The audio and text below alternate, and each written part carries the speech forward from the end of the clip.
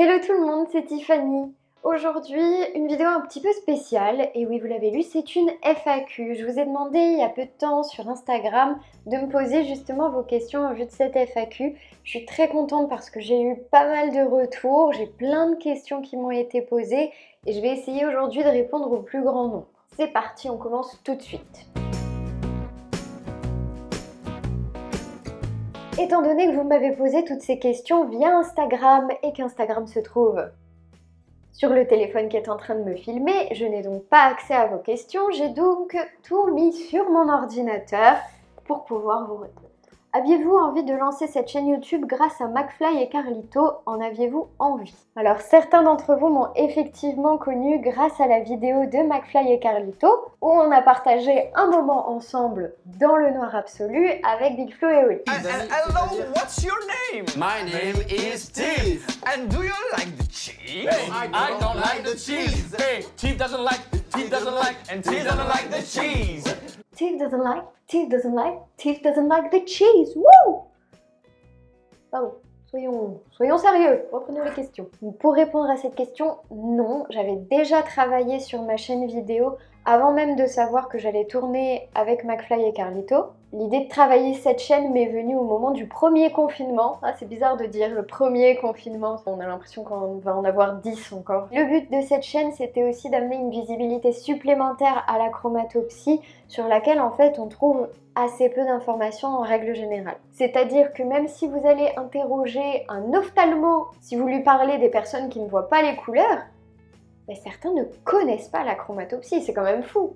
Comment est-ce que tu as appris à faire ton montage? Pour le montage, j'ai appris toute seule, je fais tout toute seule, j'ai la chance d'avoir un petit Mac, ce qui me permet d'avoir iMovie directement sur l'ordi gratuitement. C'est franchement un logiciel très pratique, simple d'utilisation, et donc c'est avec lui que je fais mon montage actuellement. Petite chose que j'ai envie de vous montrer aussi de ce que je peux faire avec mon ordi, parce qu'on peut se dire mais elle est malvoyante, elle utilise son Mac comme si elle voyait tout à fait de loin. Il y a une petite astuce sur Apple qui est super simple, vous appuyez sur la touche CTRL et avec le pad vous avancez 2 doigts vers l'avant ou vers l'arrière pour zoomer, dézoomer. Et ce qui me permet devant vous de voir tout à fait mon écran et de vous lire la question suivante. Comment tes parents ont réagi quand ils ont su que tu étais acromate? Ils ont vu très tôt que j'avais un problème puisque mon petit nystagmus, donc le fait que mon œil bouge tout seul, ils l'ont vu très tôt, j'ai passé plein d'examens déjà toute jeune, mais même avec cette batterie d'examens, les spécialistes n'ont pas posé de diagnostic. J'ai pu mettre le terme d'acromatopsie à ma pathologie seulement autour de mes 22 ou 23 ans. Et avant, j'ai grandi sans avoir le moindre nom à ma maladie. Et du coup, pour mes parents, ça a été assez compliqué. Ils ont vraiment tâtonné tout le long de ma jeunesse pour essayer de m'aider, de compenser les difficultés que je pouvais avoir. C'était pas forcément cool pour eux parce que je pense que quand on est parent, on s'inquiète beaucoup pour nos enfants, pour leur santé, pour que tout se passe bien. Et avec moi, c'était toujours est-ce que c'est bien, est-ce que c'est pas bien, est-ce que ce qu'on met en place lui sert suffisamment, est-ce qu'il n'y a pas d'autre chose à mettre en place? Ton chéri est-il aussi malvoyant? Non, mon chéri n'est pas malvoyant ni non-voyant d'ailleurs. Le hasard a fait que j'ai fini par rencontrer l'homme de ma vie qui a une vue somme toute tout à fait normale. Est-ce que tu as été assujetti à des moqueries dans ta période scolaire?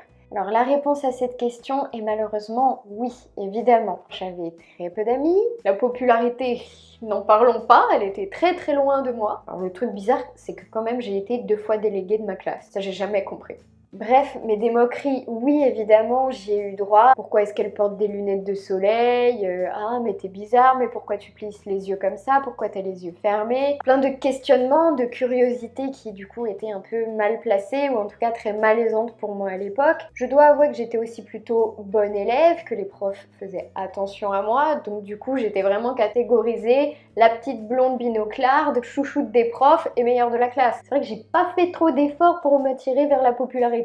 Par contre des amis, j'en ai eu peu, mais j'en ai eu. Et au moins eux, ce qui était sûr, c'est que je pouvais compter sur eux sans aucun problème. Ils me comprenaient, ils m'aidaient, ils étaient toujours là pour moi quand j'en avais besoin. Ce sujet de la moquerie à l'école, c'est vrai que je pourrais en faire un vrai sujet de vidéo tellement il y en a à en dire. Et si vous avez des suggestions, si vous avez envie que je vous en parle un peu plus dans une prochaine vidéo, n'hésitez pas parce que je pense que c'est un sujet sérieux et vraiment important. Maintenant, on va passer sur des questions un peu plus basées sur ma vision des couleurs. J'ai eu beaucoup de questions à ce sujet-là. On sent que ça attise votre curiosité. Première question, est-ce que tu rêves en couleurs? Malheureusement, non. Pour moi, c'est impossible de rêver de quelque chose que je n'ai jamais perçu. Je n'ai jamais perçu les couleurs, je ne sais pas concrètement à quoi ça ressemble. C'est pas dans un rêve où je vais me dire « Mais oui, c'est ça !»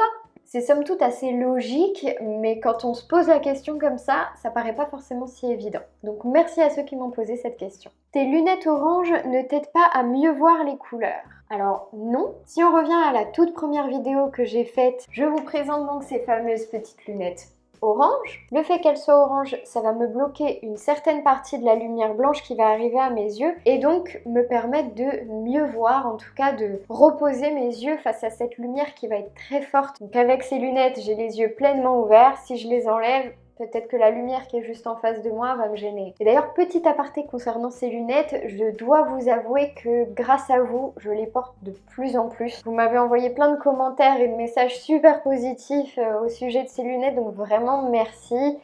J'osais pas les mettre avant, vous m'avez donné beaucoup plus confiance en moi pour pouvoir les porter et c'est plutôt pas mal. Question suivante.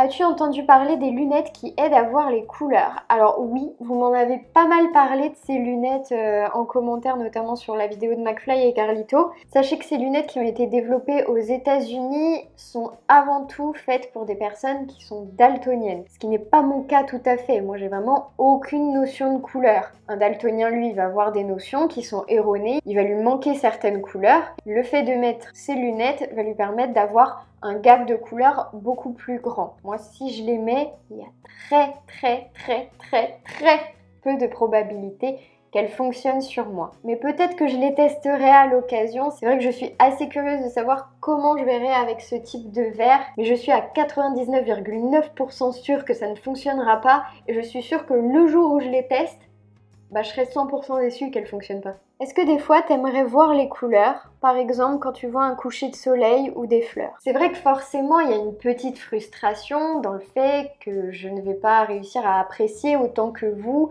qui voyez les couleurs un beau coucher de soleil avec toutes ces nuances, avec toutes ces couleurs différentes.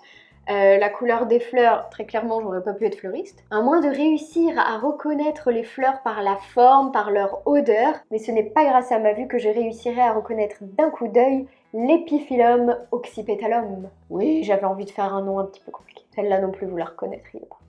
Quelle est ta couleur préférée? Alors elle pourrait paraître un peu bête cette question, mais moi je la trouve au contraire très intéressante. Tiffany, qu'est-ce que tu racontes? Tu les vois pas les couleurs, comment tu peux avoir une couleur préférée? Détrompez-vous ma chère, j'ai une couleur préférée. Ça pourrait être le noir, je m'habille beaucoup en noir certes, mais une couleur qui pour moi se rapproche beaucoup du noir, c'est le rouge. J'adore le rouge. Pour plusieurs raisons en fait. C'est une couleur qui est très sombre pour nous les achromates et qui va du coup me renvoyer beaucoup moins de luminosité. La deuxième raison c'est que c'est peut-être la seule couleur où je ressens qu'il y a un certain caractère, une certaine chaleur qui va s'émaner de cette couleur. Je sais pas trop comment l'exprimer mais je comprends que cette couleur dégage quelque chose. Est-ce que tu vois les étoiles? Alors ça peut surprendre beaucoup de monde, j'ai une faible acuité visuelle, un truc qui est à 30 cm de moi, je serais incapable de le lire par exemple.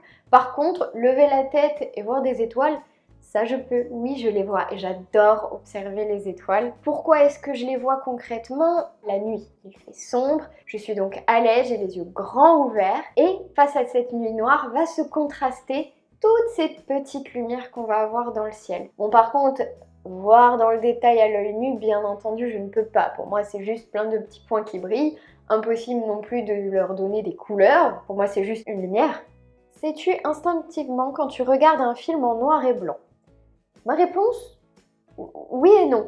Je vais le voir, je vais le remarquer, surtout quand on va être sur du vieux film. Je vais voir qu'il y a aussi des contrastes très élevés, en tout cas plus élevés quand on est sur du noir et blanc que quand on est sur de la couleur. Mais par contre, je réponds non aussi à cette question parce que pour tous les films dits modernes qui sont tournés en noir et blanc, là si on me le dit pas, je peux pas le deviner. Typiquement par exemple la liste de Schindler. On m'a dit qu'il était en noir et blanc peut-être après la deuxième ou troisième fois que je l'ai regardé.